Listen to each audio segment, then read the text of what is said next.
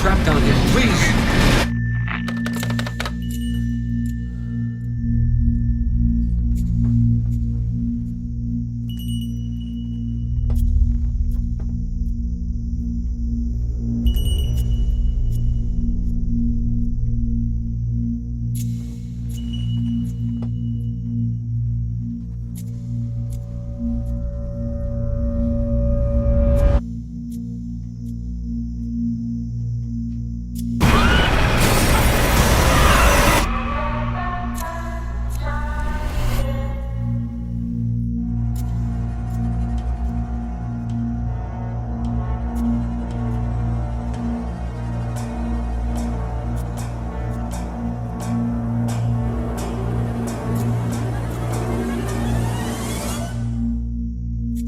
Welcome, my wayward friends. You're here with me, the Queen of Canada.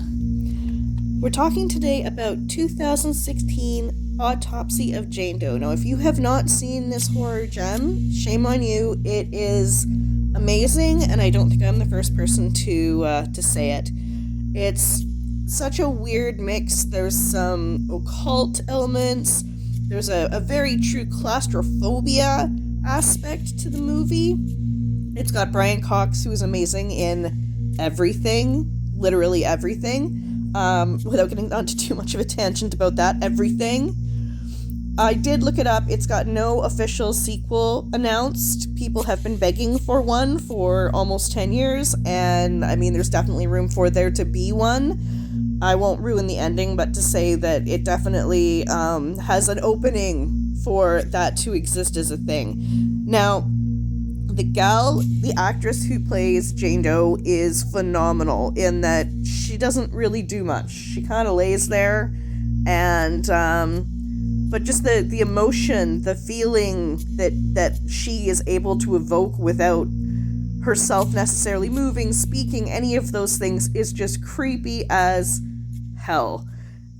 Some of the physical elements they discover as they're doing her autopsy that go back to, some of the old school tortures they used to have for witches or anyone they thought was a witch are horrible and horrendous enough when you think of existing through some of these things. And then to be this girl who's trapped in this body, unable to die, and she just keeps suffering and suffering. And you think the process of having an autopsy is more suffering and more anger, and it just keeps building and building and building in this person who can't give up, who can't die. And over a long period of time, that hate would just envelop you. And that's, I think, really where they're at with this movie, is this idea that this person is able to almost expel an aura of hate that leads to the death of the people that are unfortunately around her.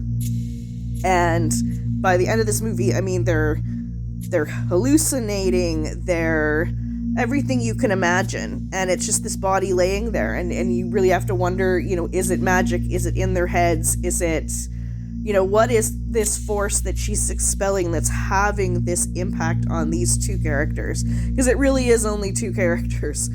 There's a girlfriend that comes into play a little bit, but for the most part, it's two of them in a room with the body. And for the fact that there's, a very basic physical thing to interact with, they do a phenomenal job of making this movie suspenseful, creepy. I don't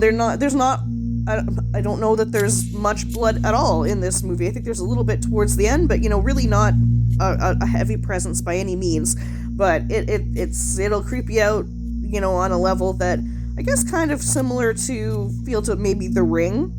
The first time you see it, when she starts climbing out of the well and things like that, and you're just creep right out. Or if you've gone all highbrow like me and you've watched the Japanese The Ring, which is very mood and just the aura around it is so creepy and so different. I actually spent a bit of time in Japan, and the reverence they have for ghosts makes that movie make a lot more poignancy, I guess, in some respects, in some scenes.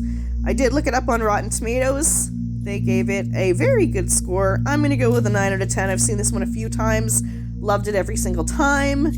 It creeps me out every single time. There's baby me, the Queen of Canada.